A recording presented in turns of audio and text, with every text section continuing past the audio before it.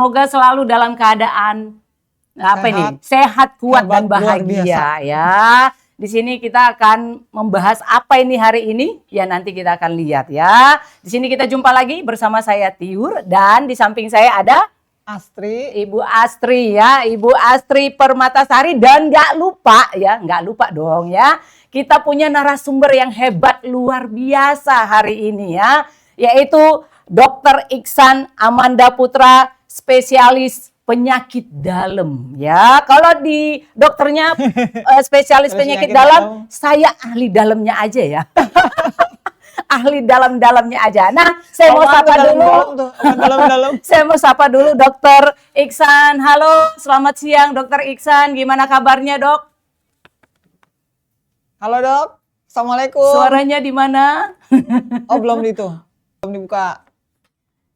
Belum di-unmute. Udah. Oh, masih belum ada suaranya?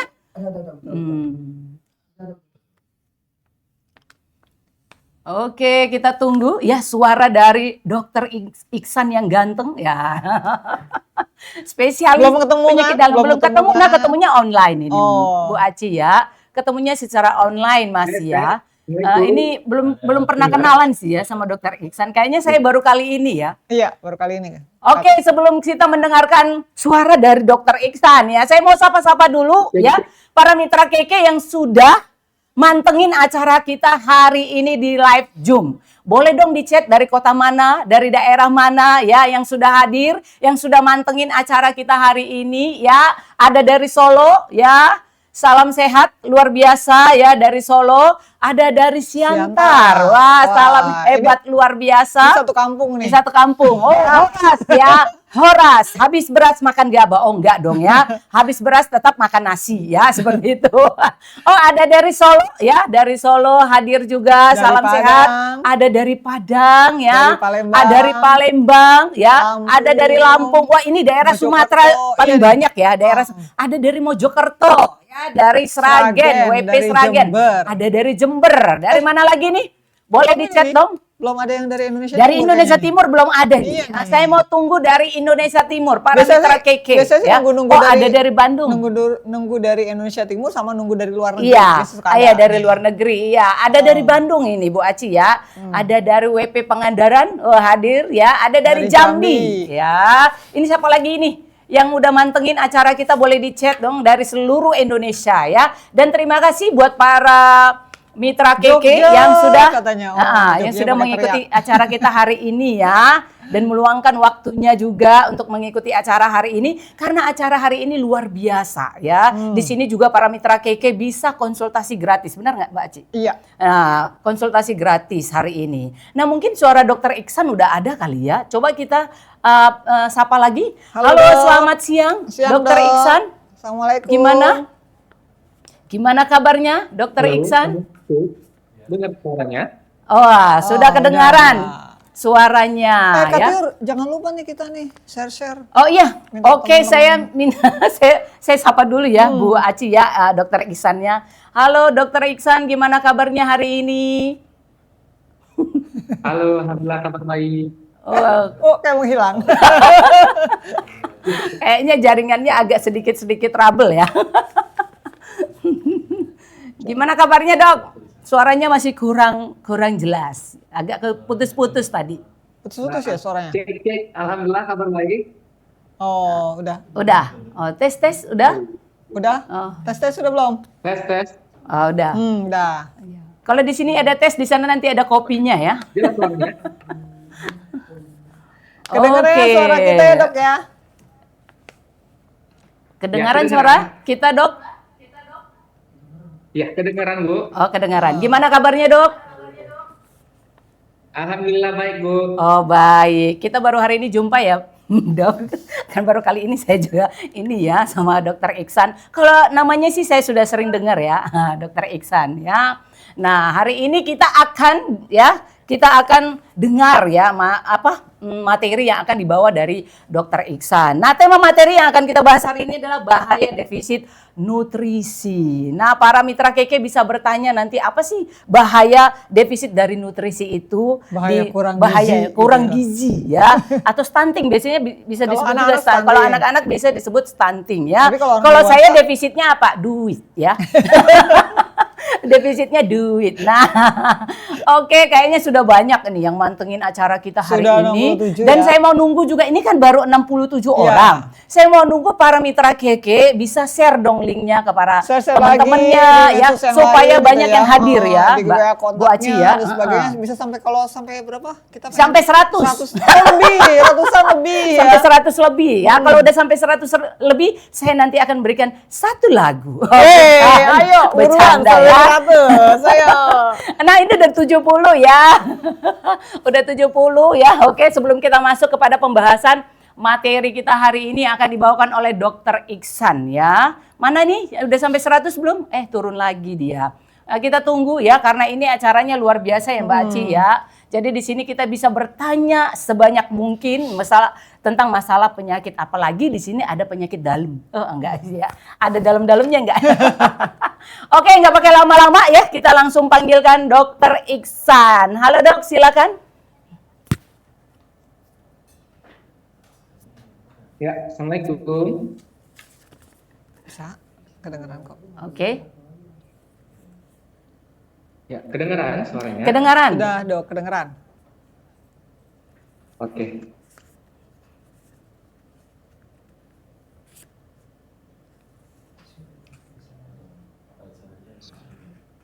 Udah.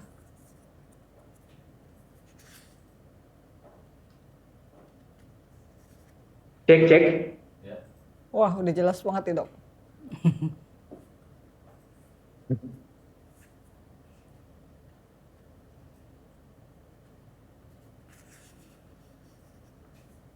Halo, Dok. Udah. Halo, Assalamualaikum semuanya. Apa kabar? Waalaikumsalam warahmatullahi wabarakatuh. Hebat luar biasa Sehat, hebat kabarnya. luar biasa, Dok. Ya, terima kasih semuanya. Sehat luar biasa untuk kita semua ya. Amin.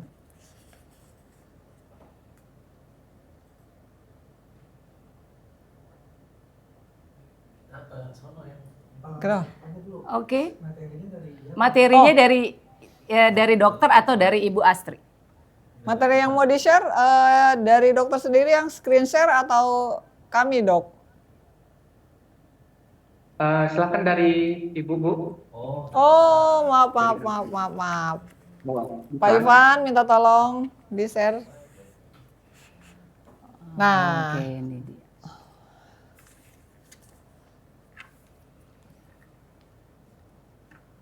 Oke, selamat siang semuanya. Selamat siang, Pada dokter. kesempatan kali ini, ya, saya akan mempresentasikan ya materi yang luar biasa ya tentang bahaya defisit nutrisi. Jadi bagaimana nutrisi itu mempengaruhi kesehatanmu. Tampak di gambar ini ada kita sekarang kali ini dewasa ini kita dikelilingi oleh makanan-makanan yang nampaknya menggugah selera ya, makanan cepat saji, makanan proses-proses nih banyak nih, ada seperti di gambar ada burger, ada fried chicken, ada kentang, ada kue-kue. Tetapi makanan yang nampaknya menggugah selera ini apakah nutrisinya ada atau cukup nggak untuk kesehatan kita sehari-hari nih? Kalau kita makan sehari-hari makanan seperti ini, bagaimanakah nutrisi kita sehari-hari terpenuhi atau tidak gitu ya? Jadi kita bahas kali ini bagaimana nutrisi itu mempengaruhi kesehatan kita ya. Perkenalkan, saya Iksan Amanda Putra, panggilan Iksan. Saya bertugas di Pekanbaru, di Rumah Sakit Aulia dan Rumah Sakit Syafira, dan dosen Fakultas Kedokteran Universitas Prima Indonesia, cabang Pekanbaru. Dan saat ini saya juga bertugas di KK Pekanbaru. Kawan-kawan yang berada di Pekanbaru dan sekitarnya, ini bisa konsultasi gratis nih dengan saya setiap hari Senin, Rabu, Sabtu pada siang hari jam 12 sampai jam 3 sore. Ya. Next. Kita kenal dulu apa itu nutrisi. Nutrisi itu adalah zat gizi yang dibutuhkan untuk tubuh untuk tumbuh berkembang serta agar fungsi kita nih tetap optimal kerjanya. Jadi dibagi dua nutrisi itu, ada yang bersifat diperlukan banyak sekali namanya makronutrien. Ada 3 komponen utama ya makronutrien, yaitu protein, lemak, karbohidrat, dan tambahan satu lagi air ya. Kemudian ada nutrisi yang jumlahnya sedikit dibutuhkan oleh tubuh, tetapi sangat penting, vital untuk tubuh untuk bekerja secara normal, yaitu namanya adalah vitamin dan mineral ya. Next.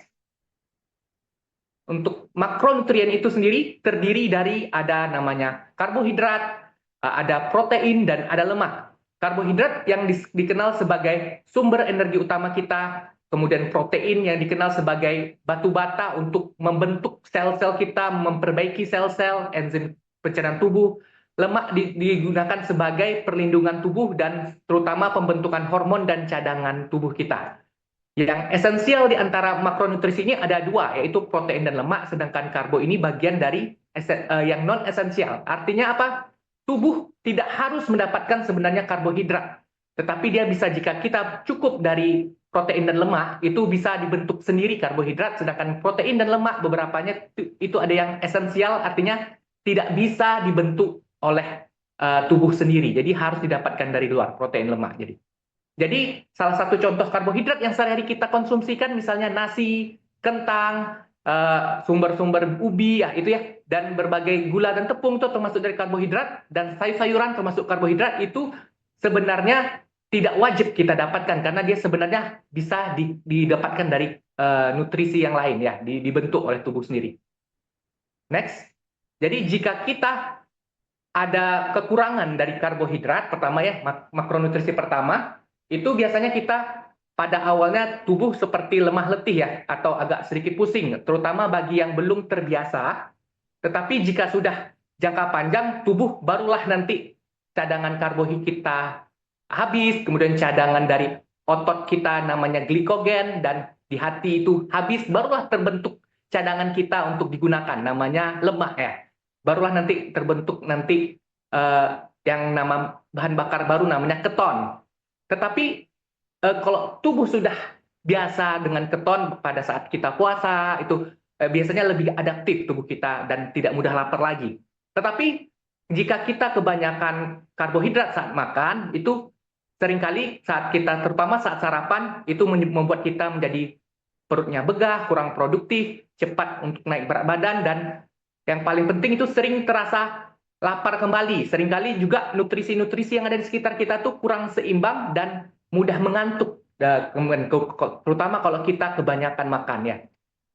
Mungkin kita alami kalau kita terlalu banyak makan sehari-hari, maka mata akan mengantuk karena darah itu mengalir menuju perut kita yang terutama, sehingga di otak akan kurang ya darah dan oksigen kita juga di situ. Next. Ini yang paling penting ya, salah satu makronutrisi terpenting kita yaitu protein. Protein ini di makanan sehari-hari kita itu apalagi yang seringkali terabaikan ya, kebutuhan protein kita. Kira-kira nanti tergantung kebutuhan, tergantung aktivitas dan otot kita ya. Kira-kira 1 sampai 1,5 gram kilogram per berat badan kalau bagi yang tinggi massa otot atau aktif secara olahraganya bisa sampai 2 sampai 2,5 gram ya. Ini tanda tubuh kekurangan protein, kita ada masalah pertama mudah lapar ya. Kalau kita kebanyakan karbo, cepat kenyang, cepat lapar, tandanya kita itu kurang protein. Kemudian kita mudah sakit dan lebih lama sembuhnya jika kita kurang protein. Kemudian ini sangat berfungsi sekali protein ini untuk kita bisa lebih berkonsentrasi, agar kita IQ kita tinggi, kita dalam berpikir sehari-hari. Dan tanda yang paling penting kalau kita kekurangan protein itu rambut mudah rontok, kemudian massa otot kita mengecil, dan selanjutnya beberapa yang paling penting kalau di klinis sehari-hari, kalau dokter melihat tuh ada pudem ya namanya, atau hipoalbumin, itu maka terjadi bengkak di seluruh tubuhnya, terutama di tungkai atau di lengan, itu ada bengkak-bengkak seperti terisi cairan gitu. Itu namanya tanda-tanda kekurangan protein bagi tubuh kita. Next. Kemudian tubuh juga bisa namanya kekurangan lemak ya. Dan ini lemak ini seringkali dianggap musuh, padahal dia merupakan hal yang esensial bagi tubuh kita untuk bekerja secara normal. Terutama dia untuk pembentukan di sini, pembentukan hormon, untuk cadangan tubuh kita, untuk mempercepat penyembuhan luka. Ini sangat penting lemak ya. Terutama nanti lemak yang dipilih lemak yang bersifat lemak baik yang tinggi.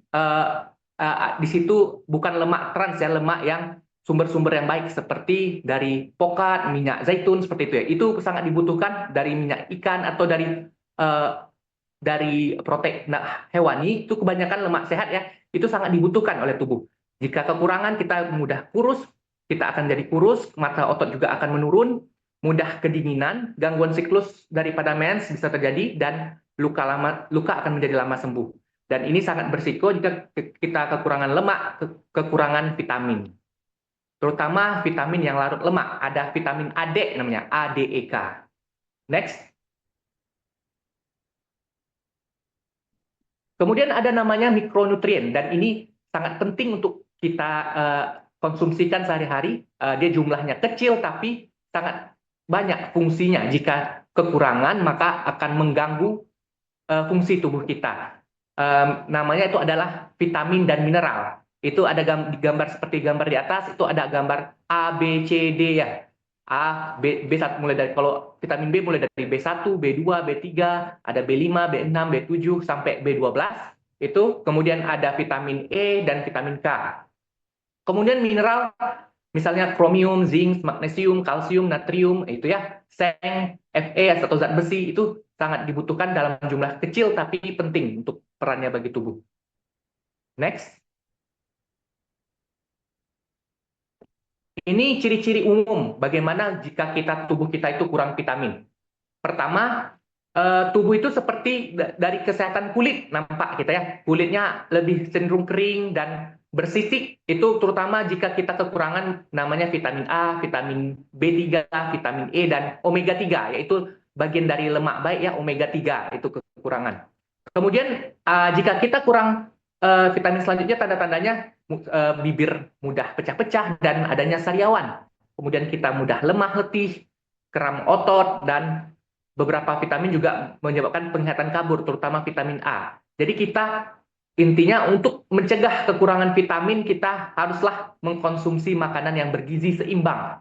Intinya lebih banyaklah konsumsikan makanan yang bervariasi, dan jangan kita juga bervariasi dalam hal terutama dari sumber hewani, nabati, bervariasi, dan hindari self diagnosis karena seringkali tanda-tanda kekurangan vitamin ini mirip dengan kondisi yang lain. Jadi jika ada tanda-tanda seperti ini lebih baik dikonsultasikan ya.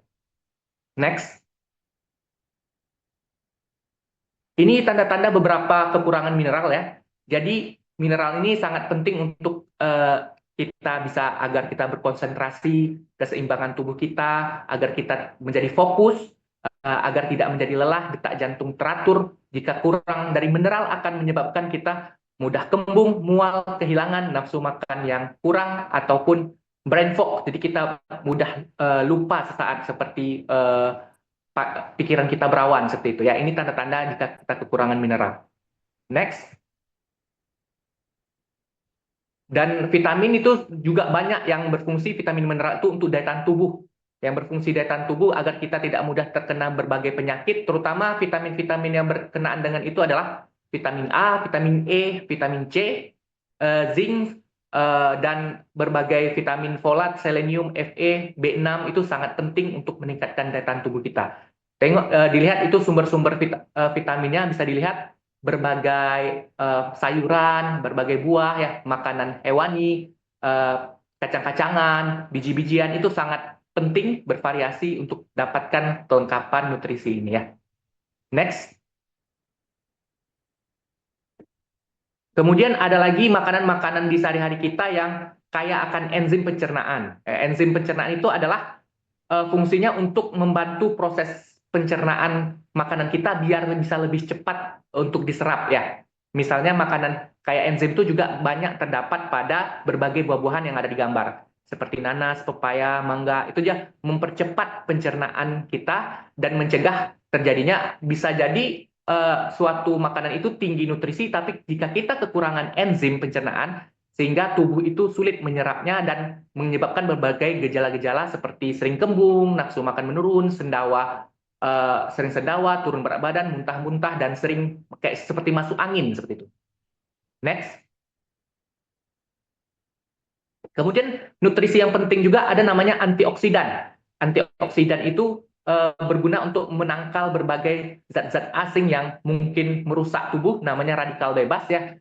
Ini sangat penting kita cukupi, terutama misalnya dari vitamin C dan E atau namanya vitamin A, beta karoten itu berfungsi juga sebagai antioksidan, dan berbagai fitonutrien juga banyak yang berfungsi sebagai antioksidan tubuh ya. Next. Jadi sebenarnya tubuh kita itu memiliki mekanisme pertahanan atau memperbaiki tubuhnya sendiri, asal kita juga memiliki nutrisi yang tepat untuk memperbaikinya. Jadi sebenarnya tubuh itu tidak kekurangan obat-obatan, tetapi obat itu ada sebenarnya di tubuh sendiri. Bagaimana kita selama ini sel-sel itu agar menerima nutrisi yang cukup, metabolisme berkelanjutan, sehingga tubuh memungkinkan untuk memperbaiki diri yang rusaknya sendiri. Kemudian secara bertahap, sel-sel akan meregenerasi jaringan dan organ, dan agar terjadi potensi pemulihan total dan pencegahan penyakit. Jadi ada teori-teori dasar yang dikembangkan untuk nutrisi yang tepat itu untuk masuk ke dalam sel yang terdalam kita, bagaimana dia bisa mendeterminasi sel. Jadi ada sel yang tubuh yang membutuhkan untuk mendapatkan nutrisi yang tepat, sehingga pasien akan mendapatkan hasil kesehatan yang optimal, ditunjukkan sampai dengan nanti antara tes darah dan tes kesehatan yang bugar ya. Next. Jadi ada istilahnya kalau kekurangan energi kita itu secara umum ada malnutrisi istilahnya. Artinya nutrisinya tidak sesuai dengan yang seharusnya. Di mana malnutrisi ini terjadi dari 1/3 dari seluruh penduduk dunia. Ini berhubungan dengan pertama terlambatnya pertumbuhan, misalnya stunting, kemudian ada yang terlalu kurus atau wasting, kemudian ada namanya obesitas atau kelebihan berat badan. Itu termasuk overweight atau termasuk juga malnutrisi ya. Jadi terlalu kurus namanya juga malnutrisi, kelebihan berat badan juga terjadi obesitas. Jadi ini juga dikatakan sebagai malnutrisi. Belum tentu orang yang tubuhnya gemuk itu sehat. Banyak sekali yang kekurangan atau penyakit yang mungkin muncul dari obesitas, dan obesitas itu sendiri juga saat ini juga bisa dianggap sebagai suatu penyakit tertentu ya. Next. Ya, secara umum ini ada perbedaan ya. Ada yang malnutrisi itu ada kekurangan nutrisi atau undernutrition ya.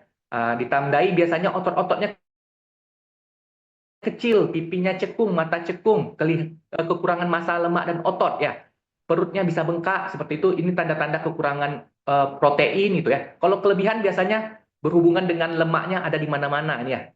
Cabi seperti itu ya. Dan ini sangat berhubungan dengan berbagai penyakit-penyakit metabolik atau penyakit-penyakit yang berhubungan dengan seperti tensi tinggi, diabetes, kanker, penyakit-penyakit yang berhubungan dengan autoimun dan sebagainya, itu sangat berhubungan dengan obesitas ini. Next. Ini penyakit yang berhubungan dengan kekurangan energi ya. Jadi ada namanya kwashiorkor dan marasmus. Ini terjadi terutama pada penduduk miskin atau kekurangan energi, kekurangan kalori ataupun kekurangan protein.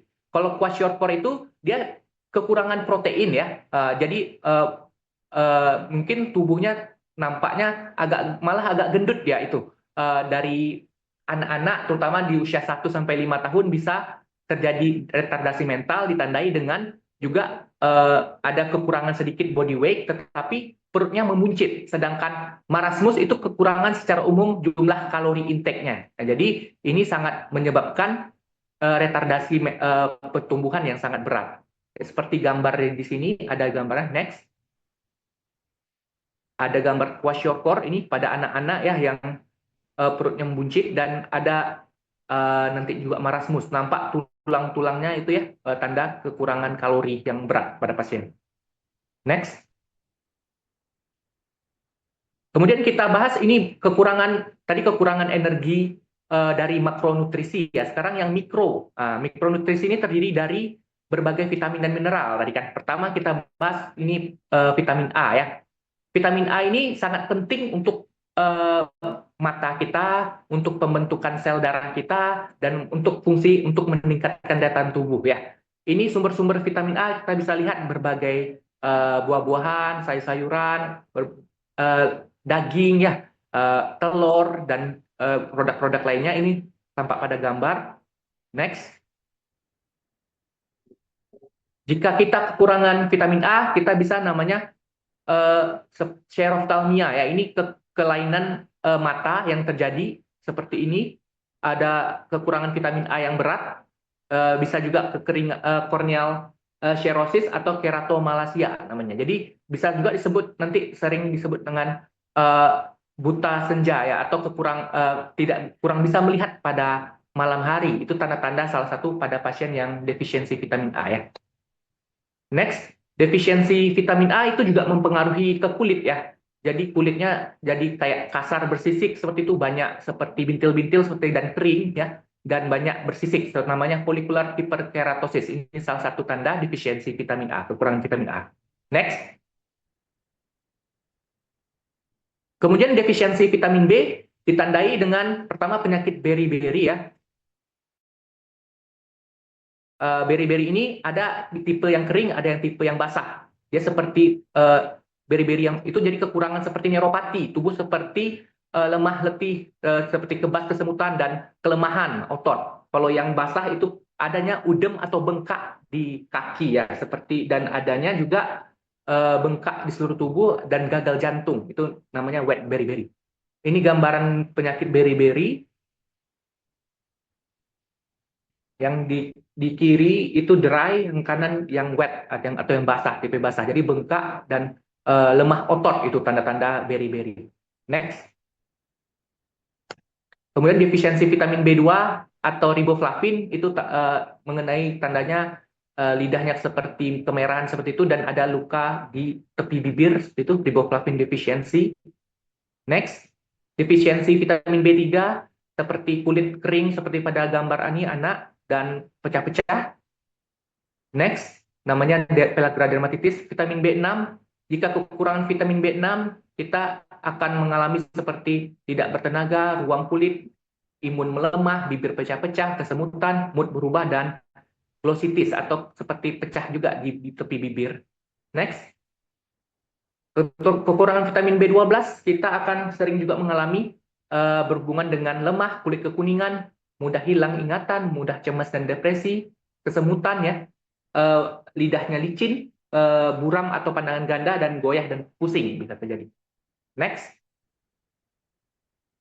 Kemudian berhubungan dengan vitamin C.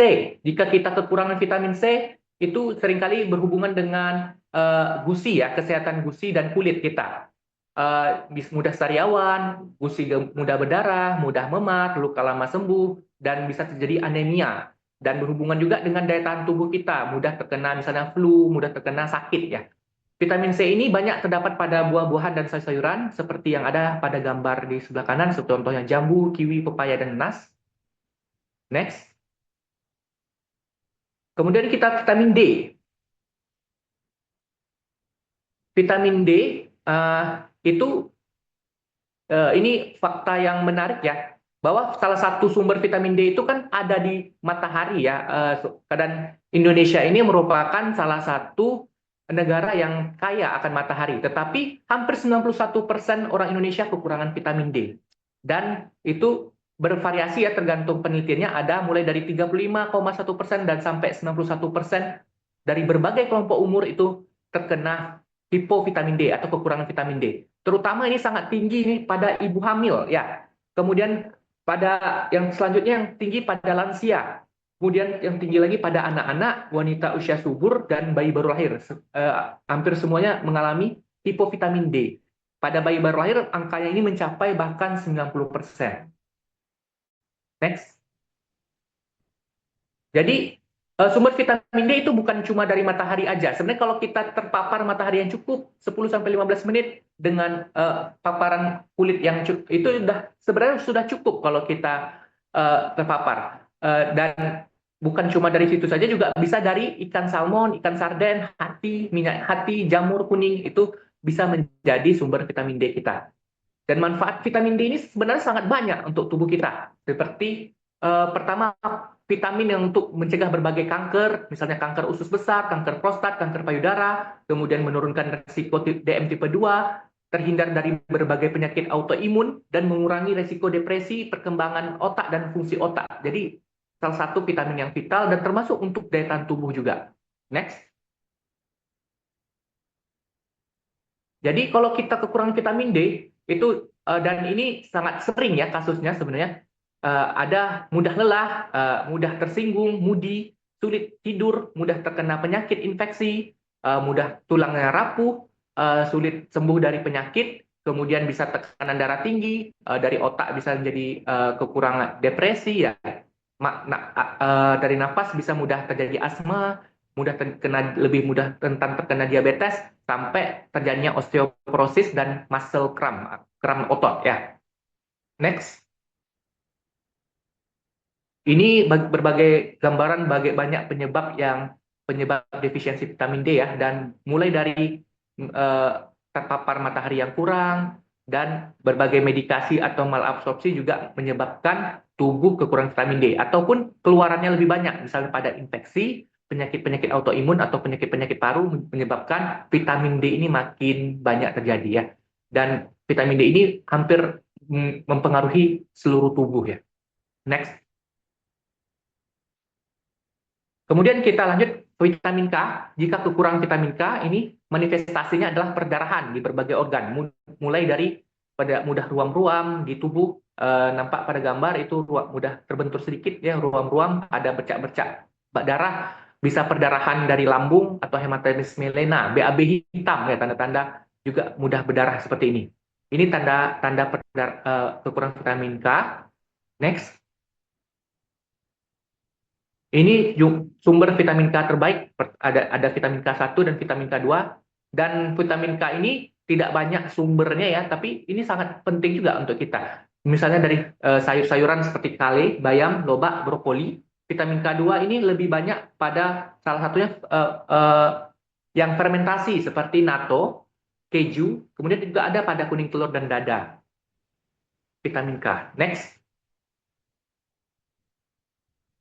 Kemudian mineral kita bahas sedikit ya. Ini ada zat besi. Ini sangat sering kekurangan ya, menyebabkan yang namanya anemia. Anemia ditandai kekurangan darah ya, Hb, hemoglobin, yang mengantarkan oksigen dan mengantarkan nutrisi kita, itu namanya Hb atau darah merah kita. Ditandai dengan pertama tapak kita lihat masing-masing ya. Itu kalau kurang merah berarti tanda-tanda anemia, dan defisiensi zat besi ini sangat banyak ditemukan di praktek sehari-hari ataupun di sekitar kita ya. Apalagi pada ibu hamil, orang yang diet mungkin ya, kekurangan zat besi, apalagi kalau makan misalnya sambil minum teh terus, jadi kekurangan penyerapan zat besinya. Jadi kita mudah lemah, mudah letih, dampak di konjungtiva yang ada di bawah ini menjadi pucat. Itu tanda-tanda dari defisiensi zat besi, dan lama-kelamaan bisa menyebabkan lemah letih, sampai tanda-tanda lain juga ada, bisa juga karena berbagai infeksi yang menyebabkan defisiensi zat besi. Next. Makanan kaya zat besi itu seperti yang ada di sini ya, banyak yang top tier sampai yang paling atas, yang paling banyak di hati ayam, kerang, lokan, udang segar, di seafood ya paling banyak ya.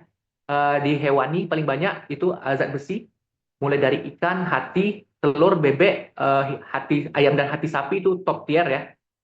Kemudian ada teri ikan-ikanan, teri ikan, telur, belut, kemudian di ikan, di daging-dagingan, di cumi, dan di ayam. Itu sumber-sumber zat besi kita. Di berbagai, jadi kalau di sayur-sayuran juga ada dalam jumlah sedikit ya. Jika kekurangan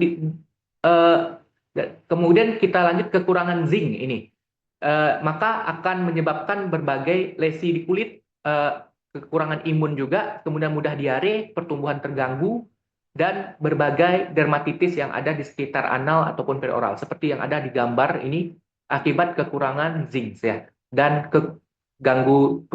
terganggunya pertumbuhan atau failure to thrive. Next.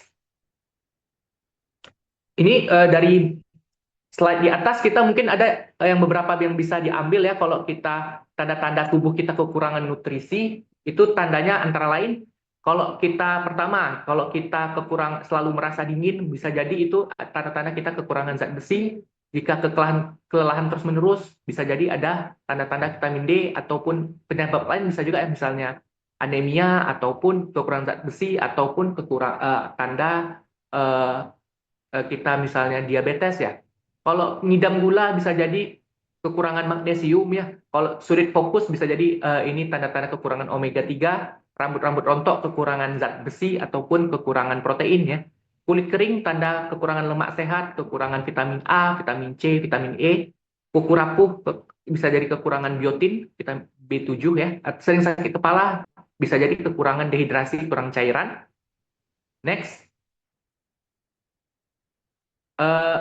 Mudah marah ya, ini bisa jadi atau sering cemas itu kekurangan magnesium ya, kemudian perut kembung bisa jadi kurang serat ataupun kekurangan probiotik ya atau prebiotik. Kemudian jika sering kram otot kekurangan mineral namanya kalium, jika mudah sakit kekurangan zinc dan sekaligus kekurangan vitamin A, C, E, vitamin B juga. Kemudian jika sulit fokus bisa jadi vitamin B12, kekurangan metabolisme lambat ataupun mudah sakit juga itu efek dari kurang protein dan tanda-tanda lain biasanya itu muncul bertahap ya. Jadi ketika kita mengkonsumsi makanan kita bukan hanya sinyal yang diterima itu bukan hanya rasa kenyang.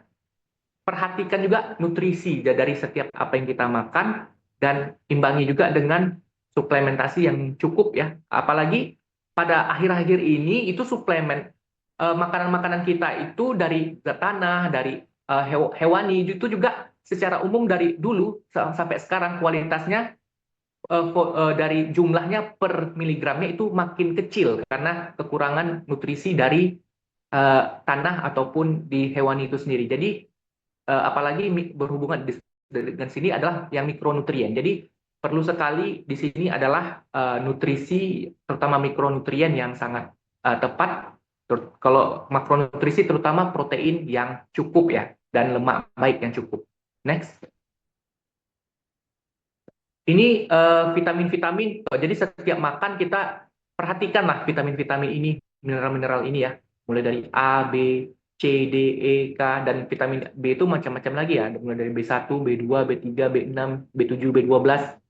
Ada mineral-mineral yang sedikit tetapi sangat kita perlukan, misalnya zinc, mangan, kromium, kobalt, koper, selenium, molybdenum, dan fluorin. Ini dibutuhkan tubuh dalam jumlah sedikit tetapi penting perannya dalam tubuh kita. Next.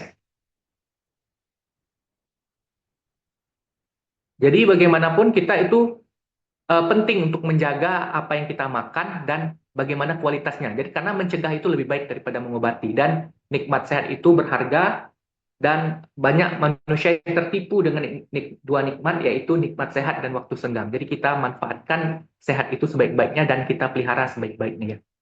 Dan karena itulah masa depan kita dan itu akan dipertanggungjawabkan kita juga ke Tuhan Yang Maha Esa apakah kita bisa menjaga amanah sehat ini dengan baik. Next. Demikian ya, terima kasih. Satu pesan terakhir, kesehatan yang baik itu bukan sesuatu yang bisa kita beli, namun itu merupakan rekening tabungan yang sangat berharga ya untuk diri kita saat ini dan masa depan. Demikian, mohon maaf atas segala kekurangan. Assalamualaikum warahmatullahi wabarakatuh.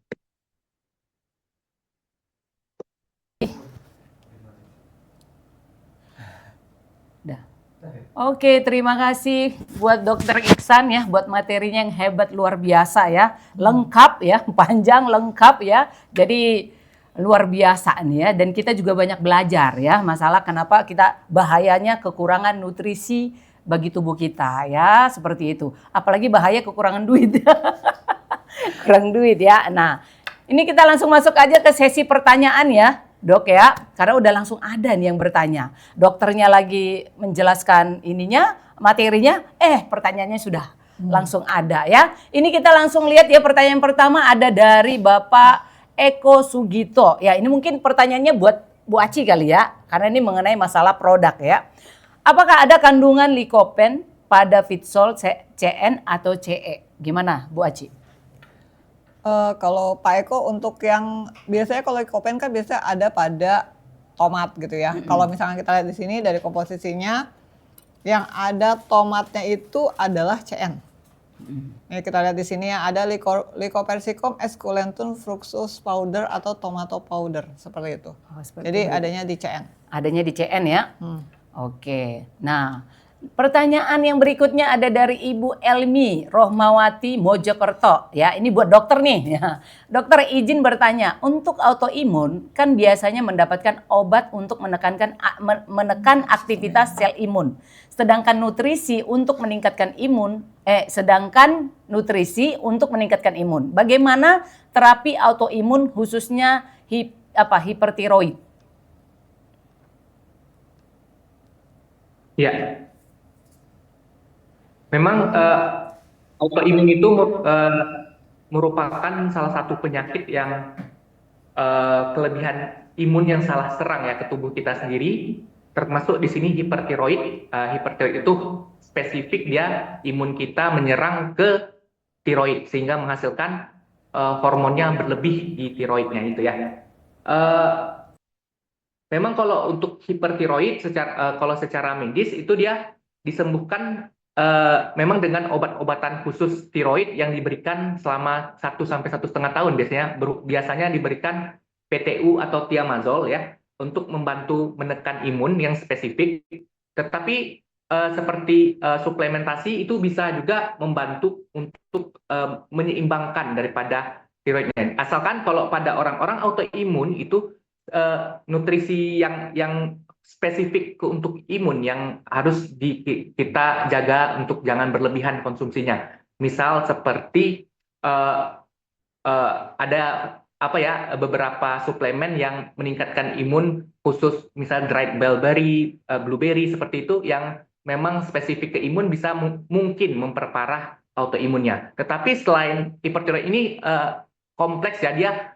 Jadi juga memperhatikan ini dari pola makan yang jangan banyak gula atau tepung ataupun stres, ini sangat juga mempengaruhi hipertiroidnya ya. Jadi terapi autoimun ini intinya juga kita dengan nutrisi yang cukup, balance dan seimbang akan mempercepat kesembuhannya. Oke, terima kasih dok. Nah, ini ada pertanyaan berikutnya dari Ibu Afrida. Izin bertanya dokter, nutrisi untuk lambung dan GERD itu berupa apa ya dokter?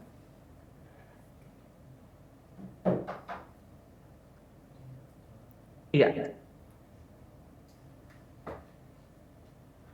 Nutrisi untuk lambung dan GERD. GERD.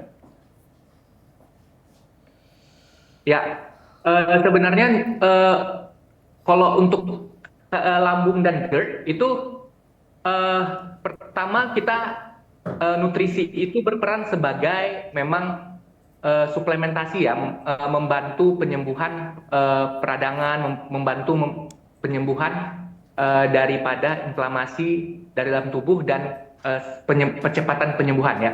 Tetapi untuk lambung dan GERD itu kita banyak hal yang perlu diperhatikan untuk kesembuhannya, terutama berhubungan dengan asupan makanan yang pencetus ya. Jadi lambung lambung dan GERD itu kita bisa ibaratkan seperti ada luka di kulit ya. Ini sangat perlu integritas sel untuk kulitnya itu untuk cepat menyatu lukanya itu ya. Jadi hindari makanan-makanan pencetusnya, dia kulitnya itu asal tidak diotak-atik dengan berbagai penyebab dia bisa sembuh sendiri. Misalnya kalau dengan asupan makanan yang pedas, asam itu bisa memperberat lambung dan GERD, penyakit lambung dan GERD-nya. Dan jika dia banyak stres misalnya, itu seperti mengotak-atik lagi yang mau sembuh itu.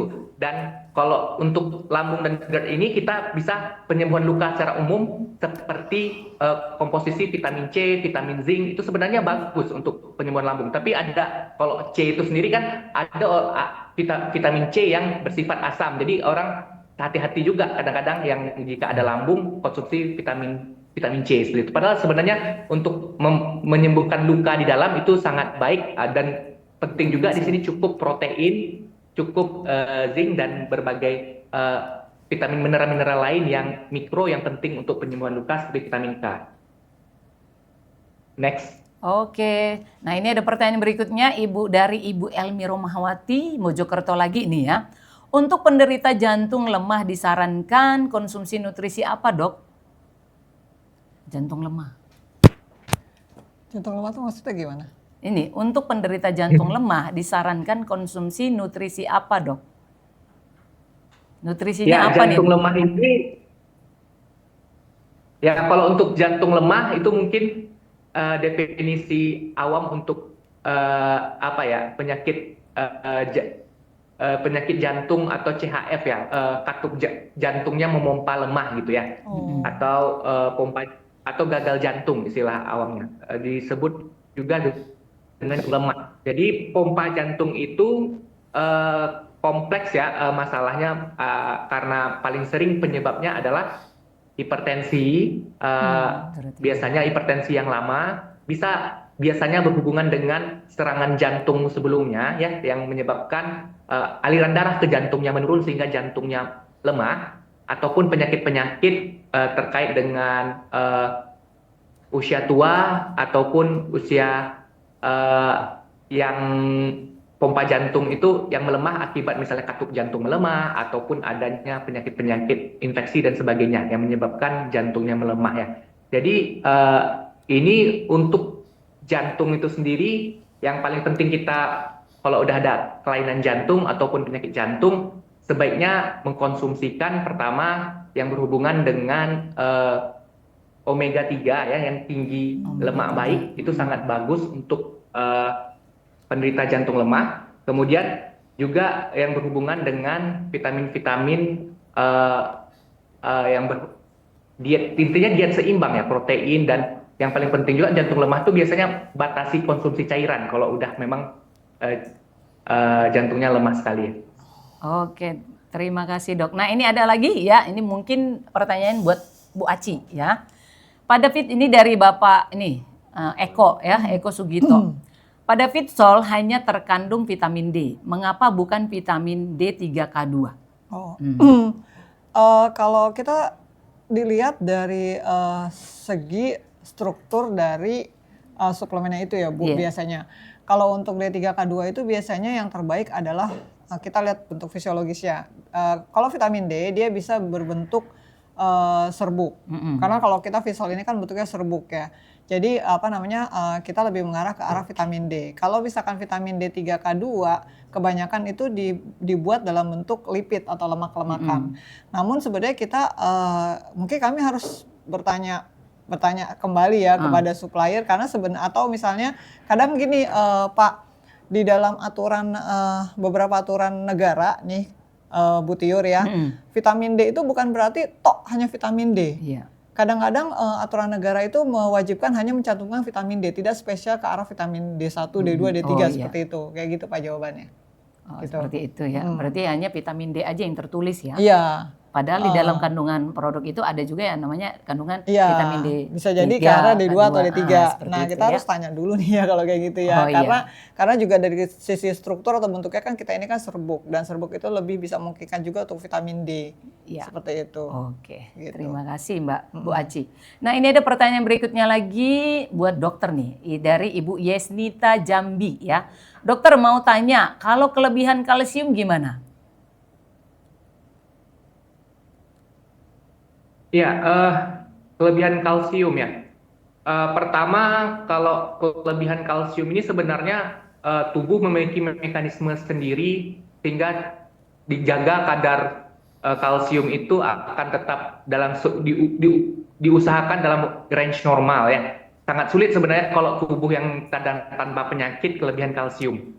Tetapi dalam hal ini kalau misalnya berhubungan dengan kelebihan kadar kalsium di dalam darah, biasanya ada penyakit lain, misalnya berhubungan dengan penyakit darah ya, penyakit seperti kanker mungkin, ataupun ada penyakit berhubungan penyakit ginjal, jadi gangguan metabolismenya terganggu untuk kalsium itu. Karena di tubuh jika ada tinggi kalsium maka akan disimpan di reservoir utamanya namanya tulang ya. Dia akan disimpan di sana. Tapi jika kita memang konsumsi kalsium terlalu banyak juga ada efek sampingnya juga ya. Misalnya sistem pencernaan kita yang bisa mungkin terganggu, mual muntah. Kemudian kalau kalsium tanpa diimbangi vitamin D ataupun vitamin K tadi ya, bisa juga dia kalsium ini menumpuk di berbagai tempat. Misalnya bisa menjadi aterosklerosis ataupun jadi batu ya, batu-batu di berbagai tempat jika tidak diimbangi dengan nutrisi yang lengkap. Ya, seperti itu. Oke, terima kasih dok. Nah ini ada lagi pertanyaan berikutnya dari Ibu Claudia Arimatika Sihotang. Ya. Dok, vitamin D dari sinar matahari yang bagus di jam berapa? Apa benar ada jam yang buat kanker kulit karena sinar matahari? Di jam berapa gitu? Apa yang jam 8, 9, 10, 11 gitu? Iya, vitamin D dari sinar matahari yang bagus di jam berapa? Sebenarnya jam yang bagus itu hampir semua jam sebenarnya bagus. Ya, tapi masalahnya kan ada juga yang menyebabkan di matahari itu menyebabkan sensasi burning ya. Ada yang lebih tinggi kalau kita di atas jam 10 sampai jam 1, jadi kulit seperti terbakar gitu ya. Iya, sebenarnya paparan di jam 7, 8, 9, 10 itu bagus. Mungkin yang perlu dihindari karena tengah hari terlalu intensitasnya terlalu membakar, jadi dihindari. Jadi sebenarnya kalau paparannya cukup gitu, tergantung kadar ininya ya, kulitnya hitam atau putih gitu. Kalau misalnya kulitnya putih mungkin 10 menit itu udah cukup ya, dari jam 8, 9, 10 itu udah cukup. Atau sore jam 4, 5, 6 itu cukup ya. Kalau kulitnya lebih hitam mungkin perlu lebih banyak karena dia ada lapisan yang harus di penghalangnya ya, kira-kira 20-30 menit seperti itu, yang lebih gelap kulitnya. Nah seperti dokter katakan tadi kan di Indonesia itu banyak orang yang kekurangan namanya vitamin D. Padahal matahari di Indonesia itu terik-terik ya, seperti itu. Nah di Indonesia itu bisa saya ambil kesimpulan yang dokter katakan. Di Indonesia kenapa kekurangan vitamin D-nya banyak? Karena orang Indonesia itu takut hitam. Takut kulitnya jadi hitam, benar gak? Nah itu dia, jadi pada banyak yang nggak mau kena matahari seperti itu. Ini butir kalau misalkan lagi ini kan aku kan pakai transportasi umum nih, kelihatan banget. Jadi kalau perempuan-perempuan itu kalau udah jam 8 itu udah hoodie-an semua ditutup hoodie. Pada takut. Jam 8 udah pakai payung. Udah itu sebenarnya sayang banget untuk vitamin D-nya ya. Vitamin D. Jadi kita butuh yang namanya vitamin D ya, karena Indonesia itu kaya akan terik mataharinya sebenarnya ya. Nah ini ada pertanyaan berikutnya lagi dok. Ya ini ada Pak Yosep Sugijono. Izin tanya dok, seberapa besar peran nutrisi untuk thalassemia? Dan nutrisi apa yang mungkin bisa bantu soal jarak transfusi dan agar kondisi tubuh fit lebih lama? Ya, nutrisi untuk thalassemia. Jadi kalau thalassemia ini kan ada kelainan dari darah ya. Jadi sehingga pasien itu kelainan turunan. Jadi pasiennya itu sering nanti akan membutuhkan transfusi berulang ya, karena kelainan dari AB-nya gitu, dari darah merahnya ya, kelainan turunan. Nutrisi apa saja mungkin bisa bantu soal jarak transfusi.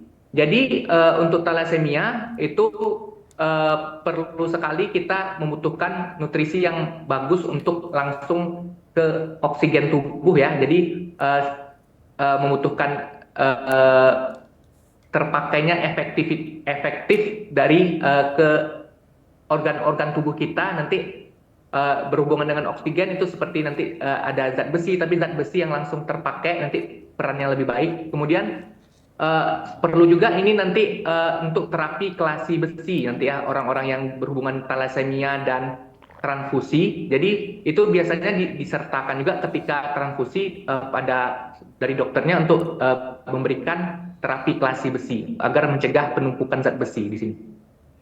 Oke, terima kasih dok. Nah ini ada lagi pertanyaan berikutnya Dari Ibu M. Anawati ya, mitra saya sudah hampir 1 bulan, ini buat Bu Aci ya, buat Bu Aci ya.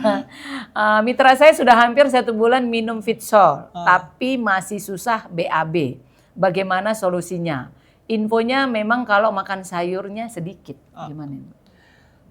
Sebenarnya tuh kalau di dalam BAB itu, di dalam apa namanya, kasus-kasus BAB, sebenarnya selain kita kekurangan serat, kita juga bisa jadi ini karena masih adanya pembentukan-pembentukan yang kita sebut namanya bakteri. Jadi kalau yang misalnya apa namanya, bakteri di pencernaannya kurang yang baiknya itu kurang, maka ya terjadi adalah kesulitan BAB, kemudian juga punya masalah dengan sistem pencernaan yang lain seperti itu.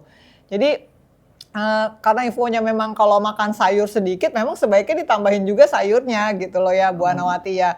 Terus kemudian jangan lupa untuk asupan airnya juga Bu. Jadi apa namanya, untuk bisa kepadatan kotorannya itu jadi tidak terlalu bulat-bulat atau keras-keras seperti itu. Jadi yang tidak juga terlalu lembek, itu dibutuhkan air yang cukup juga, total cairan. Jadi total cairan itu sekitar 2 sampai 2,5 liter. Kemudian berolahraga Bu. Karena olahraga itu penting sebenarnya untuk pergerakan sistem pencernaan juga. Jadi memang tidak hanya cukup dengan untuk yang makan sayurnya, terus kemudian kecukupan cairan, Fitsolnya tetap, dan itu Fitsolnya bisa ditambah Bu. Jadi terutama CNCE ya, CNCE-nya bisa ditambah menjadi 2 kali. Jadi misalnya 2 kali 1 scoop besar CN ditambah 3 CE. Jadi 1 jam sebelum makan pagi sama 1 jam sebelum makan sore gitu. Dan berolahraga. Jadi olahraga kayak misalkan jalan kaki cepat itu juga bantu untuk memperbaiki sistem pencernaannya gitu. Oke, terima kasih Bu Aci. Nah ini ada pertanyaan lagi, kalau yang pertanyaan ini buat dokter ya, buat dokter Iksan.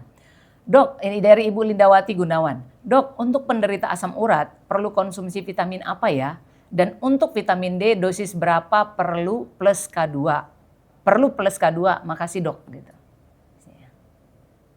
Berarti vitamin D plus K2 ya? Iya. DK2.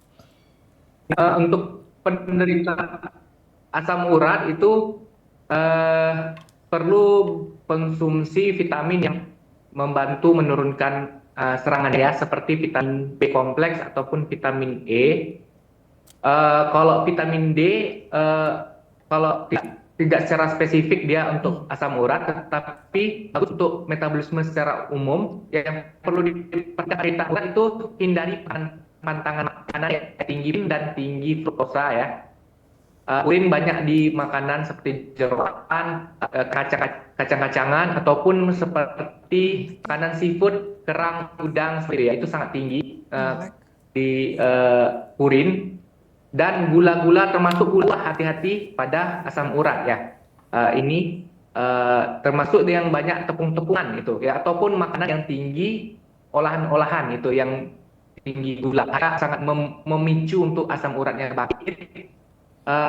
Vitamin D dan K2 itu secara umum kalau jika tidak cek tes darah, sebaiknya vitamin D yang dikonsumsikan itu kurang dari 1000 mg. Tetapi jika memang terbukti kekurangan vitamin D, bisa dinaikkan sampai 5.000, 10.000. Itu perlu mengukur kadar vitamin D ya kalau kadar yang lebih tinggi gitu. Oke, terima kasih dok. Nah ini untuk ada K2 itu agak putus-putus kalau dok. K2 itu boleh dikombinasikan dengan K2. Putus-putus ya, boleh dikonsumsikan K2 ataupun dikonsumsikan terpisah, seperti makan banyak makanan fermentasi sangat membantu juga untuk K2-nya ya. Oke, terima kasih dok. Ini ada pertanyaan berikutnya lagi ya dari Ibu Maises Sriwati ya, Sriwati. Izin tanya dok, apa penyebab anak bayi kekurangan vitamin D dan apa ciri-cirinya?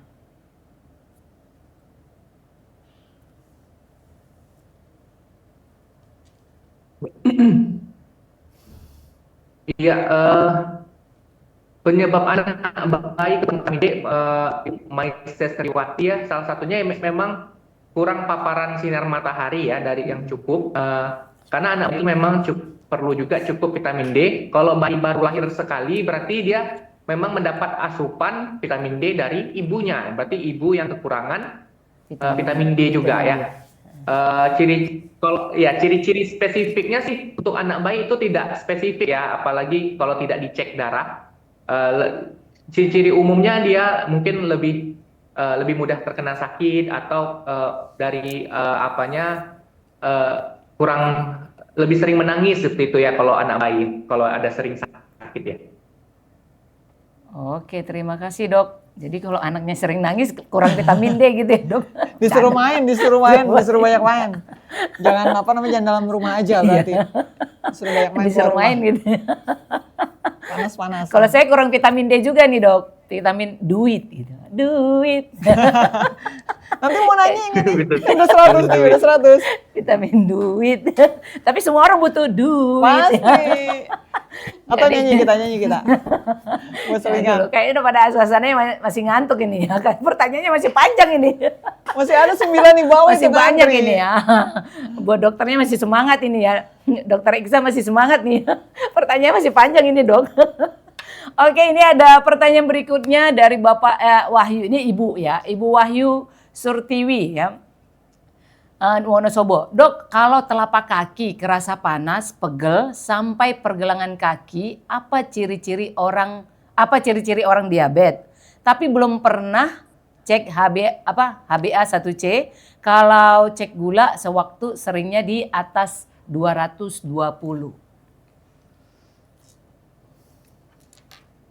Ya, Bu Wahyu Tiwi ya, memang gejala diabetes itu memang berupa kaki terasa panas, Ibu. Memang pegal-pegal seperti ditusuk-tusuk, itu merupakan gejala neuropati diabetes. Itu sudah merupakan salah satu komplikasi tersering daripada diabetes. Ya, jadi gara-gara gula yang tinggi dalam jangka waktu yang sehingga merusak saraf. Jadi seperti kebas-kebas, kesemutan, tertusuk-tusuk itu atau panas itu gejala neuropati diabetik ya namanya.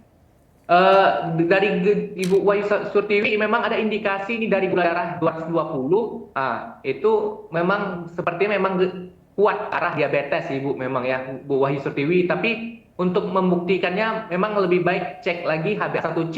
Jadi HbA1c itu kadar gula rata-rata 3 bulan terakhir diukur, maka itu lebih membuktikan apakah memang diabetes atau kenaikan gulanya hanya kenaikan sementara. Misal pada stres itu bisa saja gulanya tinggi ya. Kaki terasa panas juga bisa gejala kekurangan vitamin. Vitamin seperti vitamin B1, B6, B12 itu bisa menyebabkan kebas-kebas juga atau panas. Oke, terima kasih dok. Dan ini ada pertanyaan selanjutnya ya, karena masih panjang nih ya. Ada Ibu Anastasia Seli ya. Ada konsumen saya mengalami asam lambung. Mereka takut mengkonsumsi untuk Bu Aci kayaknya, karena ini pertanyaannya mengenai Fitsol. Ada konsumen saya yang mengalami asam lambung, mereka takut mengkonsumsi Fitsol karena asam. Bagaimana menjelaskannya supaya mudah diterima penderita asam lambung? Gimana nih, Bu Astri? Sebenarnya kan kalau vitamin C itu seperti tadi kan dibilang kan masih dibutuhkan. Nah, kalau di Fitsol sendiri vitamin C-nya itu bukan dalam langsung jumlah besar. Jadi jumlahnya itu tidak banyak karena dia bercampur juga dengan zat-zat gizi yang lain. Jadi sebenarnya yang kita berikan adalah intinya pertama itu aman gitu ya untuk lambung seperti itu. Terus kemudian yang kedua kita sarankan juga Bu langsung jangan sampai ke yang kita berikan dalam yang jumlah besar dulu. Berarti seperti bertahap itu. dulu ya. Karena kebanyakan tuh orang kalau udah masuk ke orang asam lambung itu suka mental block. Mentang-mentang karena asam ya, karena langsung asam. Sakit gitu kan seperti itu. Jadi supaya kita menghindari mental block itu dari orang tersebut biasanya kita sarankan tidak yang langsung tinggi. Jadi kayak misalnya untuk pertama kali kita sarankan dulu yang setengahnya seperti itu, setengahnya CN, kemudian tiganya CE gitu ya. Kemudian nanti CM-nya juga sama nih diberikan dulu misalnya 2 scoop kecil dulu dalam waktu 3 hari 5 hari, terus kemudian nanti bergeser ke 3 seperti itu. Kayak gitu. Seperti itu. Nah, terus kemudian juga Fitsol ini tidak harus 1 jam sebelum makan. Jadi sebenarnya kalau sebelum orang makan boleh. Tidak harus 1 jam sebelum makan. Jadi kan kebanyakan kan orang tuh kalau yang punya asam lambung itu mereka takutnya kalau vitamin C ini sebelum makan loh gitu ya, nanti sakit loh lambungnya, Atau perih loh sesudah seperti makan itu. gitu. Jadi kita bisa sarankan dia ke setelah makan dengan kita berikan dulu pemahaman bahwa vitamin C di Visol ini bukan yang menyakiti lambung seperti itu. Kayak gitu. Berarti aman ya, kategorinya aman ya untuk dikonsumsi penderita asam lambung. Oke, ini ada Ibu Suyanti. Wah, ini ada Ibu Suyanti. Ini pertanyaan buat Dokter Iksan ya.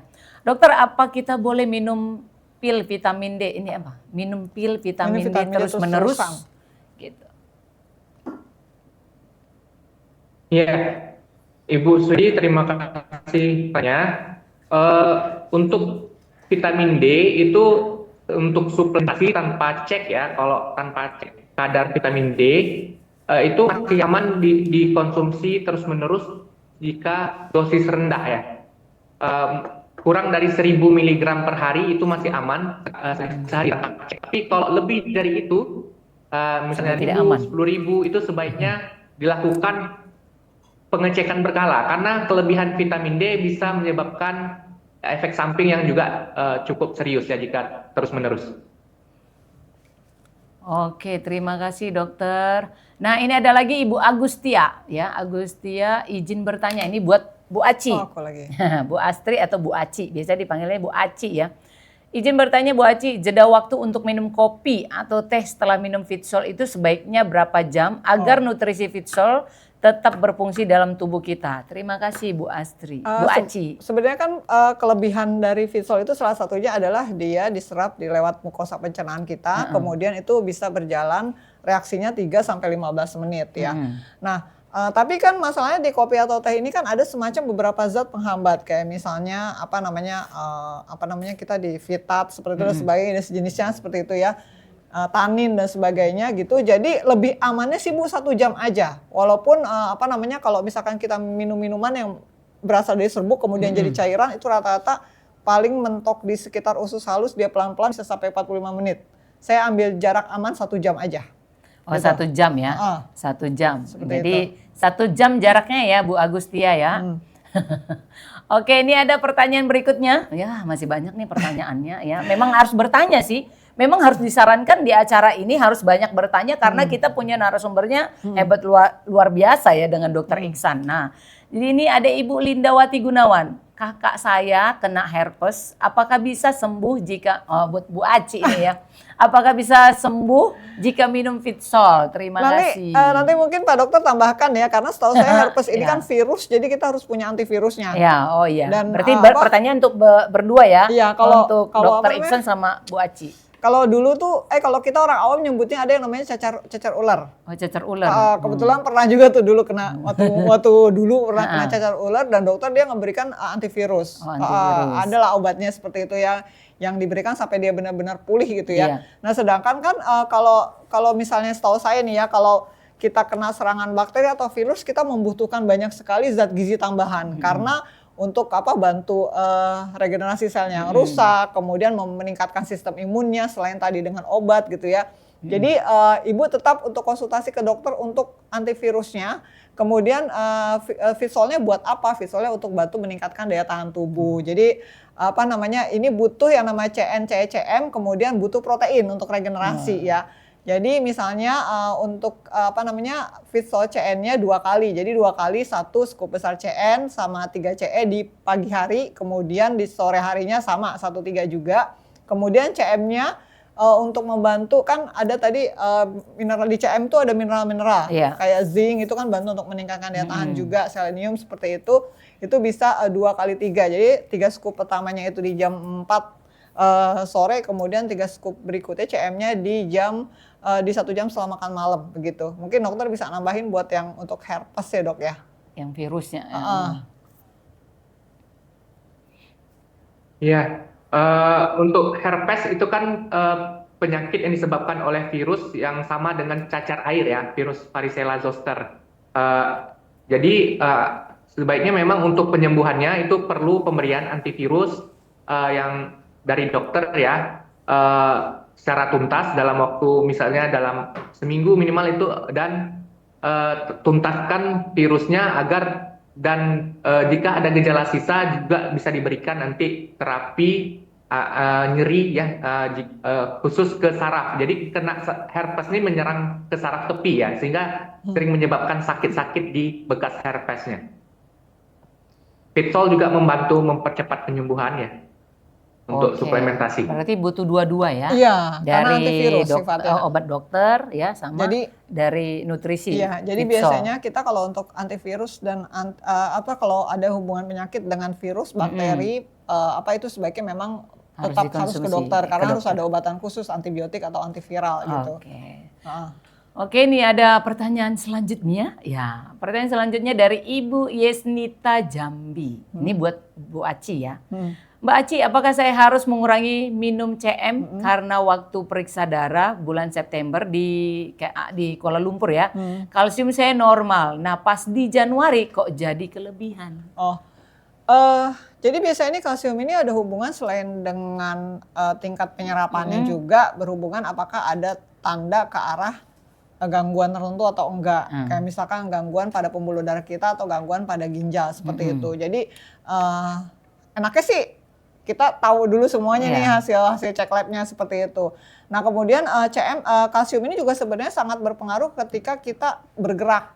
Jadi untuk sementara Ibu bisa kirimkan hasil labnya ke WA Produk. Ini sebenarnya apa yang terjadi. Kemudian untuk untuk yang sekarang kalau memang dikurangin, nggak apa-apa dikurangin aja. Cukup jadi 3 scoop kecil atau 4 scoop kecil. Saya nggak tahu nih berapa konsumsinya di sekarang.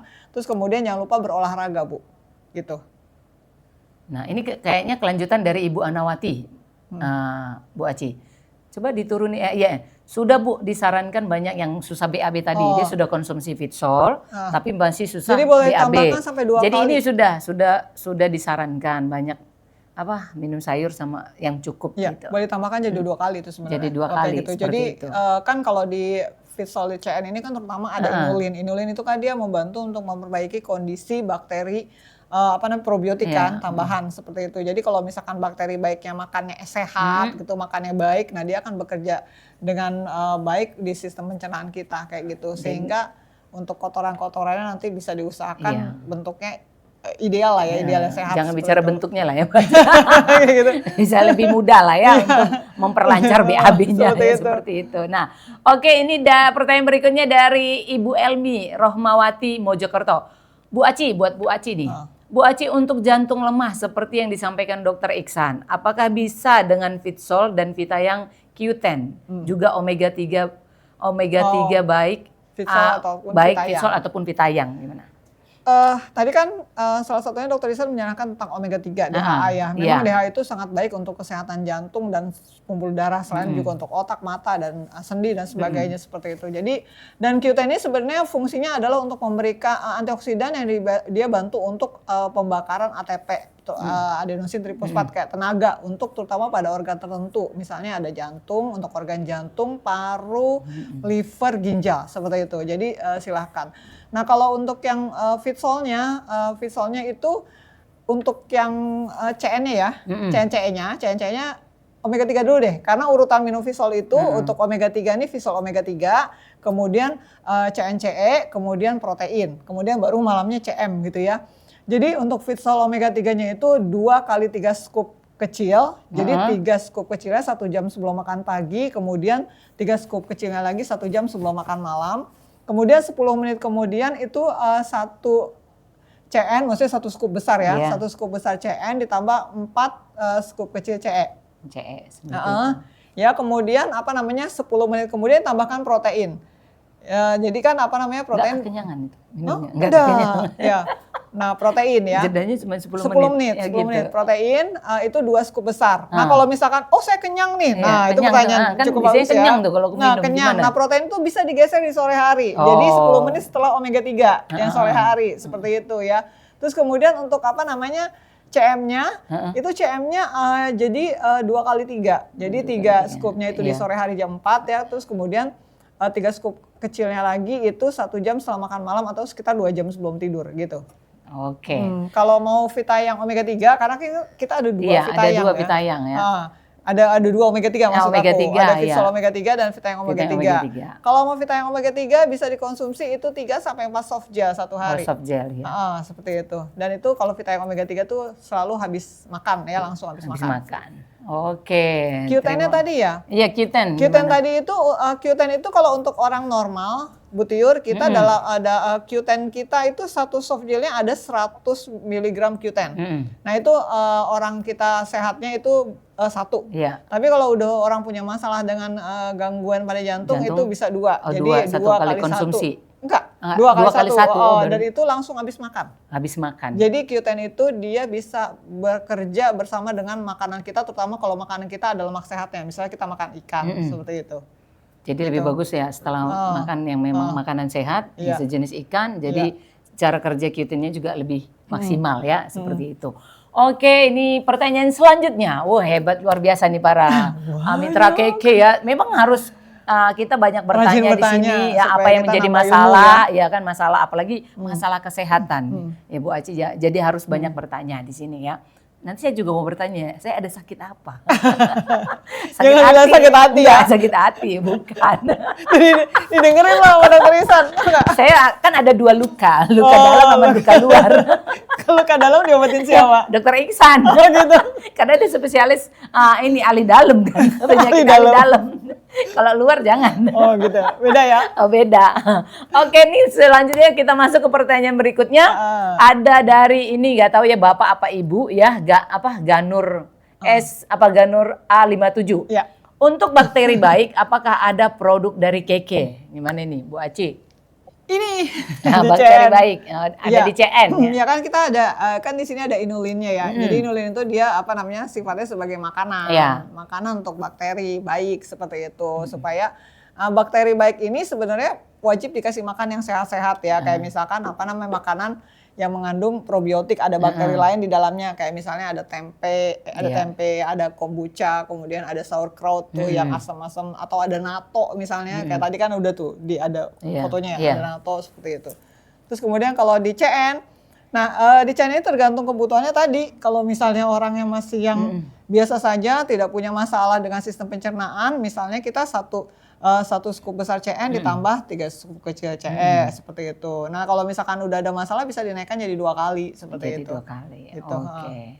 Terima kasih Bu Aci. Ini ada dari pertanyaan. Kayaknya yang bertanya para mitra Keke kebanyakan yang ini juga yang bertanya. Yang lain juga boleh bertanya ya para mitra Keke. Yang mau ditanyakan boleh. Maksudnya di sini jangan kayak ini beberapa kali nih ada banyak nih yang bertanya gitu. Tapi yang saya perhatikan ya di chat ini misal kayak ini Ibu Wahyu Surtiwi ini kan tadi bertanya. Yang lainnya juga boleh ya. Kali yang bawah ini atau? Iya, ini ada pertanyaan berikutnya dari Ibu Wahyu Surtiwi Wonosobo. Bu Aci, kalau orang sudah diambil empedunya, disarankan Fitsol dosis berapa? Kalau salah makan sering diare. Iya, emang konsekuensi orang kalau yang empedunya udah diambil. Suka begitu. Kadang-kadang juga kita bisa sering nemuin itu yang namanya kolesterolnya tiba-tiba mendadak jadi naik terus gitu. Jadi makannya juga harus diperhatikan. Jadi makan yang sifatnya kayak lemak-lemak jenuh juga sebaiknya juga udah perlu dibatasi gitu kan ya. Disarankan Fitsolnya berapa dosis? Nah, ini kalau Fitsolnya ini sebenarnya kita bisa larinya ke omega 3 ya. Omega 3 juga, terus kemudian protein juga karena bagaimanapun kan nanti yang akan terbeban ini livernya sebenarnya. Karena kan kita nih bahasa biasanya ini liver sama empedu ini kerja sama gitu seperti itu. Kalau empedunya udah ini ya udah jadi livernya kesian gitu ya. Jadi kalau misalkan mau konsumsinya sarannya itu Fitsol omega 3-nya 3 scoop kecil di pagi hari. Jadi 1 jam sebelum makan pagi banget ya. Terus kemudian untuk CN-CE-nya 1 3 aja, 1 CN terus kemudian 3 CE gitu ya. Boleh juga dinaikkan jadi 4 CE-nya ya. Kemudian untuk CM-nya itu 3 atau 4 scoop kecil itu bisa diminum jam 4 sore atau 1 jam setelah makan malam begitu. Tinggal pola makannya juga diatur ya, harus diatur. Pola makan yang diatur ya. Gitu. Oke, terima kasih Ibu Aci. Nah, ini ada pertanyaan berikutnya dari Indra Kausar ya. Bu Aci, ada konsumen kami sudah konsumsi Fitsol set hampir 1 bulan. Nambah omega 3 terus mengalami diare. Sebagai catatan, beliau ada asam lambung. Apa ini termasuk healing krisis? Apa ada yang perlu dikurangi sementara takarannya? Nah, hanya diputar aja sih. Diputer. Jadi omega 3 kayaknya tetap di 1 jam sebelum makan pagi. Tapi CNCE-nya diputar jadi 1 jam setelah makan. Oh, diputer aja gitu ya. 1 jam setelah makan. Jadi 1-3 ya Bu, untuk yang punya masalah dengan gangguan pencernaan seperti itu. Oke. Kayak gitu. Untuk CM-nya 3. Untuk CM-nya 3. Iya, CM-nya 3 ya. Oke, terima kasih Bu Aci. Nah, ini ada dari Ibu Mina, WP Bandung Barat. Izin bertanya ini buat Pak Dr. Iksan ya. Izin bertanya dokter, ada yang bilang kebanyakan minum suplemen bisa menyebabkan autoimun, benarkah itu? Ya, Ibu Mina, sebenarnya secara langsung tidak ada suplemen yang bisa menyebabkan autoimun, Bu. Tapi yang kalau sudah terjadi kondisi suatu autoimun, suplemen-suplemen yang meningkatkan imun itu sendiri yang menyebabkan dia flare atau bangkit ya. Seperti suplementasi yang mengandung echinacea atau elderberry. Jadi suplemen-suplemen yang meningkatkan imun terutama ya. Apalagi jika berlebihan ini menyebabkan dia bangkit kejadian autoimunnya. Itu. Tapi malah kan autoimun ini kompleks ya, efeknya mulai dari stres jangka panjang, ada sindrom leaky gut atau kebocoran usus yang dipengaruhi oleh berbagai makanan, juga bisa pengaruh seperti tinggi gula, tinggi tepung itu ya. Itu yang lebih mempengaruhi ke autoimun. Tetapi untuk kalau kelebihan dosis vitamin itu bukan ke autoimun larinya, lebih ke sifat memperberat fungsi-fungsi ginjal yang mengeluarkannya. Kalau memang dosisnya berlebihan, tetapi jika diberikan secara tepat dosis dan berimbang itu sangat memperbaiki kondisi tubuh ya. Kalau jika benar dosis dan tidak berlebihan konsumsi yang bersifat imunomodulator atau memperkuat imunnya ya, seperti itu. Oke, terima kasih Dokter Iksan. Ekinase itu apa ya Dok? Apa? Ekinase tadi. Coba. Echinacea itu nama lain dari pegagan ya. Oh, pegagan. Merek gitu ya. Oh, pegagan. Oke, ini ada pertanyaan berikutnya lagi dari Bapak Eko Sugito. Bagi yang ada kasus lambung sensitif hingga dapat omeprazol Iya. dari dokter, bagaimana harusnya minum Fitsol CN plus CE? Apakah sudah omeprazol bisa langsung, apakah sudah mungkin setelah minum omeprazol bisa langsung CN plus CE, atau setelah omeprazol makan dulu baru Fitsol? Gimana? Oh, biasanya kalau di obat itu Bu Tiur atau Pak Eko Ini ada obat yang lambung ya, namanya kayak seluruh obat tuh ada kayak waktu jalan, waktu Jeda. paruh. Jadi dia akan berada di lambung untuk berapa lama, kemudian diam-diam dilepas melalui usus itu berapa lama sampai ke seluruh pembuluh darah, itu biasanya ada. Maupun obat atau lambung, obat atau suplemen. Dan biasanya kita mengambil jaraknya itu paling aman adalah 1 jam. Jadi misalnya dia minum omeprazol, kemudian makan, kemudian baru 1 jam kemudian dengan Fitsol, seperti itu. Oh, berarti dikasih jedanya 1 jam ya, Bu Aci ya. Oke, ini ada pertanyaan lagi dari Bu Meis ya. Bu Aci, yang kena asam lambung sebelum minum Fitsol apa boleh minum SGF dulu 10 tablet? Iya. Kalau untuk minum super green, sekarang kita namanya jadi super green, tapi kandungannya green, sama ya, Nah. kandungannya tetap chlorella Ya, dan cuma namanya aja yang ini ya, foodnya yang dihilangkan ya. Ya, foodnya gitu ya. Jadi untuk minum super green sebaiknya tuh dibagi 2 Bu, jadi 2 kali 5. 2 kali 5. Jadi misalnya kadang-kadang nih untuk orang yang punya masalah dengan pencernaan atau asam lambung yang perih, kadang-kadang suka misalnya dia paginya perih dan siangnya ntar malamnya enggak. Jadi lebih baik kita split 2, jadi 2 kali 5. Misalnya 5 tabletnya itu 1 jam sebelum 1 jam sebelum Fitsol gitu ya. Iya. Super greennya. Nanti kemudian selang 10 menit boleh dengan Fitsol, atau Fitsolnya jadi 1 jam setelah makan, seperti itu. Dibagi 2 aja Bu, jadi 2 kali 5. Oke. Gitu.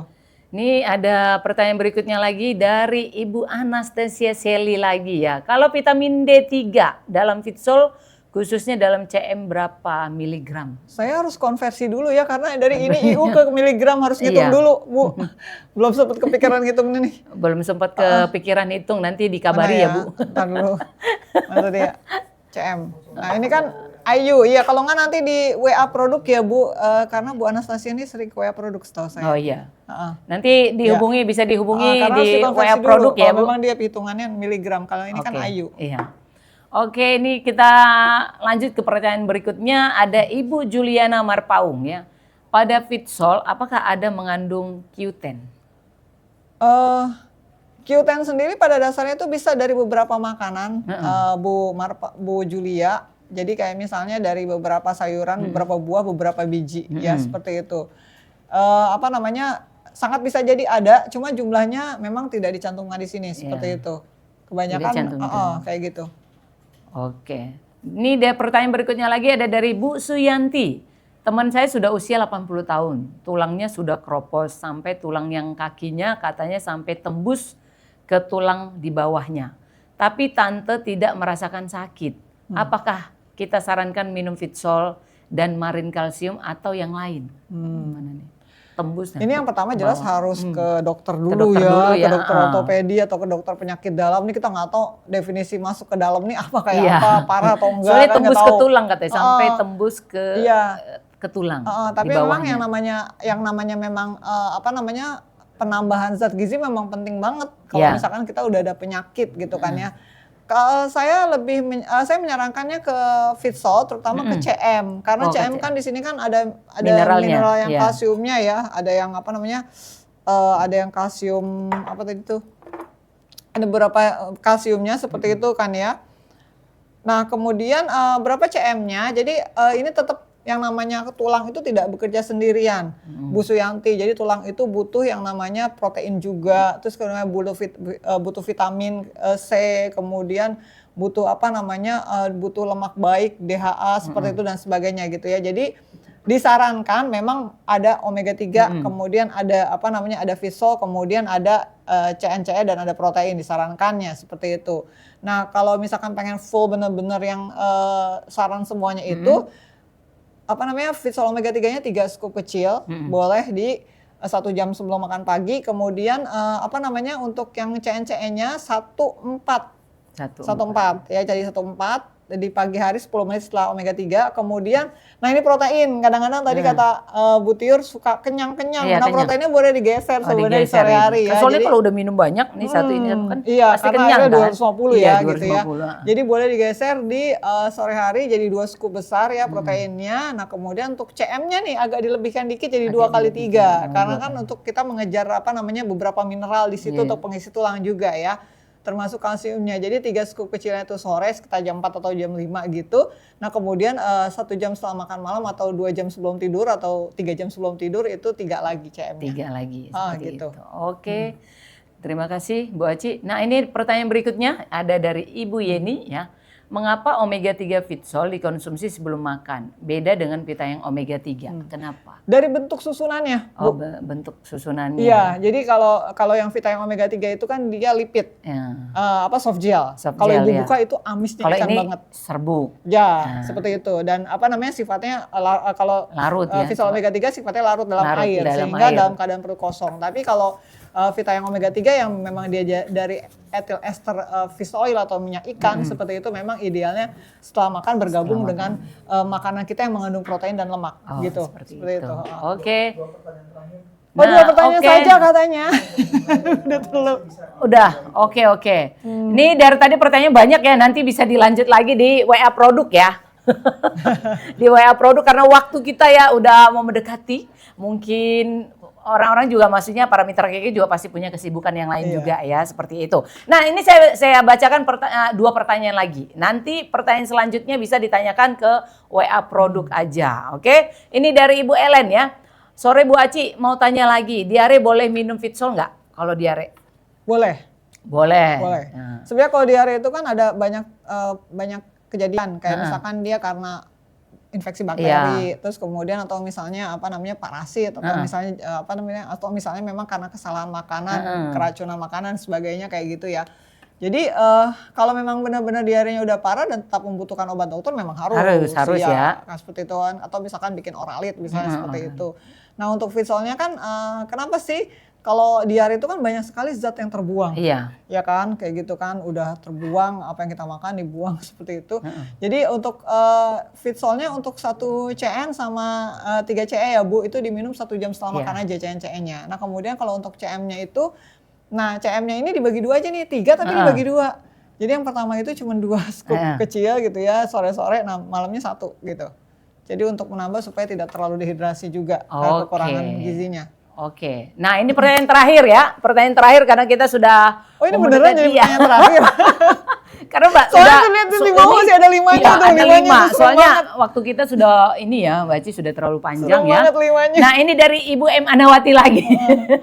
Nah, ini buat dokter ya. Bener, dokter suami saya karena post-stroke dikasih obat pengencer darah. Nah kulitnya terjadi hematom. Jadi kata dokter stop 2 hari, minum lagi. Tapi sudah saya stop 3 bulan kok masih timbul kayaknya, ya. Dan sempat konsul dengan Bu Aci, dosis Fitsol dikurangi dan sementara saya stop Fitsol kok masih ada pendarahan di kulit. Kira-kira kenapa ya dokter? Minta saran solusinya. Terima kasih. Hematom itu apa ya? Hematom. Bu Anwati, jadi suami ibu mengalami post-stroke ya, dapat mengencer darah. Terus ada hematom. Hematom tadi ada berdarah di bawah kulit ya, yang cukup besar, namanya hematom ya.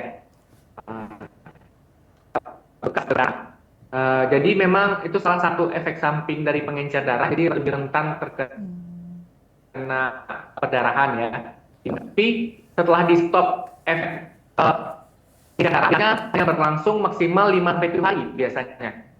Pengencer darah itu kerjanya tidak berlangsung lebih dari itu. Jika 5 hari. Jika lebih dari itu perdarahan di bawah kulit yang bertambah banyak, berarti memang ada kelainan darah lain mungkin ada pada suami ibu.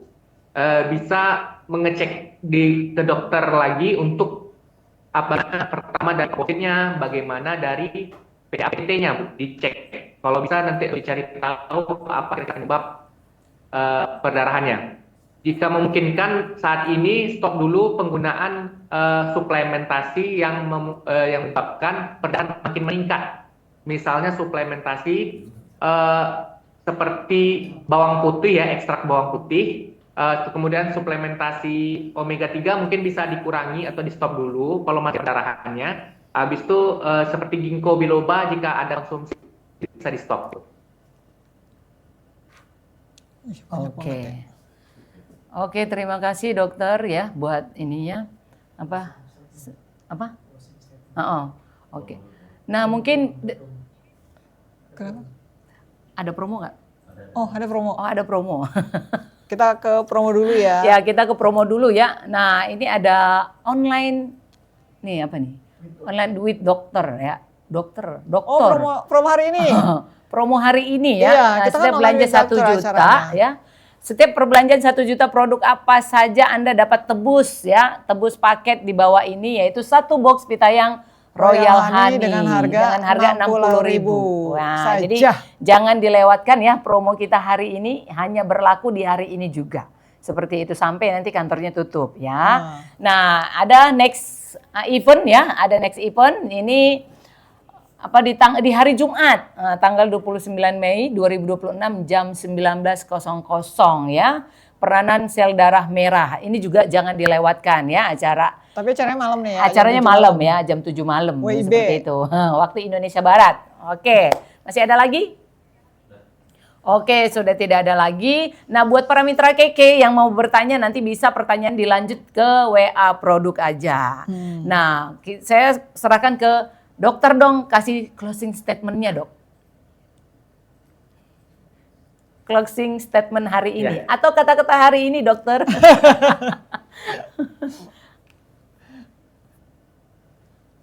Ya, jadi pentingnya nutrisi itu ya. Jadi setiap kita makan ataupun kita konsumsi sesuatu, kita perlu mempertimbangkan apa nutrisi yang ada di dalamnya. Jangan hanya karena makanannya enak ataupun hanya makanannya yang mungkin menggugah selera ya. Lihat kandungan nutrisi. Banyaklah konsumsi yang beragam ya, nutrisi beragam seperti dari sumber hewani atau sumber nabati yang dari sayur-sayuran, buah-buahan dan protein hewani yang cukup, itu penting. Dan jika rasanya tidak cukup, lebih baik kita menjaminkan untuk suplementasi yang berkualitas untuk jaminan kesehatan kita ya. Demikian, sehat untuk semuanya. Oke, Assalamualaikum. terima kasih buat closing statementnya Dokter Iksan. Sekarang closing statement dari Bu Aci dong. Ada. Kan dari dokternya ada, harus dari Bu Acinya juga ada dong. Sebenarnya udah diwakilin tadi. Tidak apa-apa, dari Bu Acinya dulu apa nih kata-kata hari ini Bu Aci? Kata-kata hari ini Ya buat adalah para mitra keke gitu. jangan sampai defisiensi zat gizi. Udah gitu Oh, aja. ya, seperti itu. Jangan sampai. Singkat ya. Singkat udah jelas. Singkat, padat, dan jelas. Oke, terima kasih buat dokter yang sudah memberikan tema materi yang cukup luar biasa ya, yang luar biasa dan menjawab setiap pertanyaan-pertanyaan para mitra KK. Nah, sampai jumpa di acara berikutnya nanti ya. Mungkin buat dokternya masih ada kan di acara-acara berikutnya nanti. Pasti, setiap bulan. Pasti. Jadi setiap bulan tuh kita Setiap bulan akan ada bersama acara dengan online with dokter dengan Dokter gitu. Iksan ya. Oke, nah buat para mitra KK semuanya, terima kasih ya sudah meluangkan waktunya untuk mengikuti dan bergabung di acara live Zoom kita hari ini. Dan sampai jumpa di acara berikutnya. Oke, salam sehat, Luar biasa. kuat, dan luar biasa. Bye-bye. Terima kasih. Selamat sore. Assalamualaikum. Salam.